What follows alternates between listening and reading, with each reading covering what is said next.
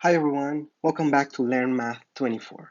In this video, I'm going to show you how to solve a basic question from arithmetic on the ACT math test. Here's an example.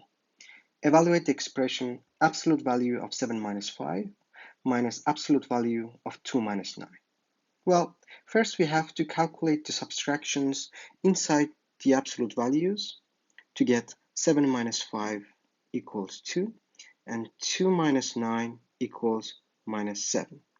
Now we can apply the absolute values to these numbers to get absolute value of 2 equals 2 and absolute value of minus 7 equals 7.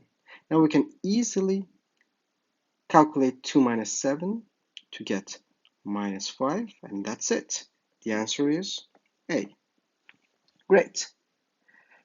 With practice, you can solve such problems easily in less than 1 minute. By learning to solve these problems fast, you can save time for more difficult problems in the test.